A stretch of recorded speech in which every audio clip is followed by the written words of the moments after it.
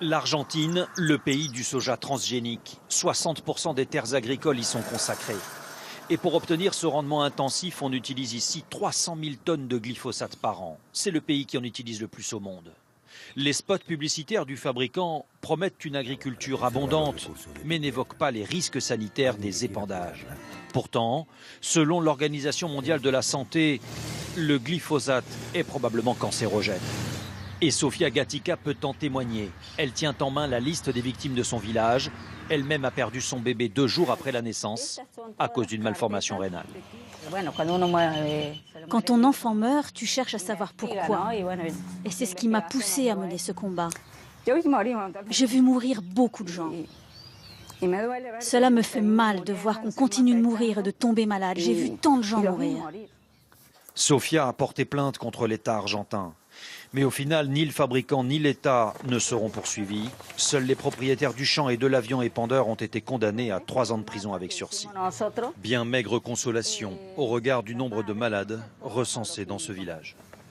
Les points rouges que vous voyez, ce sont les gens atteints de cancer. Et les triangles, les malades de leucémie. Mes enfants jouaient dans le champ de soja à côté. Les avions passaient au-dessus des terres pour répandre l'herbicide. 33% des personnes sont atteintes de cancer et 80% des enfants ont des pesticides dans le sang. Ces cartes ont servi de base à 3 enquêtes indépendantes en Argentine. Toutes arrivent à la conclusion d'une relation inquiétante entre le glyphosate et l'homme. Fabian est devenu la victime emblématique du produit en Argentine. Une peau asséchée, un corps atrophié. Il décrit sans détour une mort qu'il sent venir.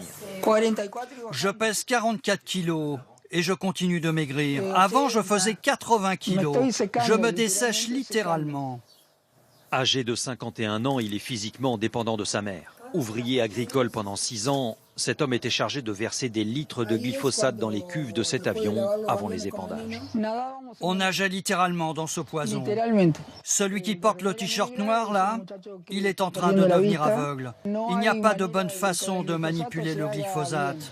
Les ingénieurs agronomes parlent de bonnes pratiques, mais quoi que vous fassiez, c'est pareil. Fabian a été diagnostiqué atteint d'une polyneuropathie toxique sévère. Elle affecte son système nerveux. Certains experts avancent d'ailleurs un risque mutagène par le glyphosate.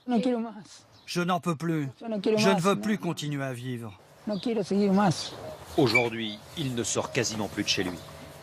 Nous voici à Chabas, un village situé au cœur du pays transgénique de soja et du glyphosate. Le maire administre le seul village d'Argentine à avoir pris des mesures contre ce produit. Ici, il n'y a que 20 mètres de distance entre l'endroit où les gens dorment et l'endroit où on arrose les terres à l'herbicide. On aspergeait ça comme si c'était de l'eau minérale, là où nos enfants jouent.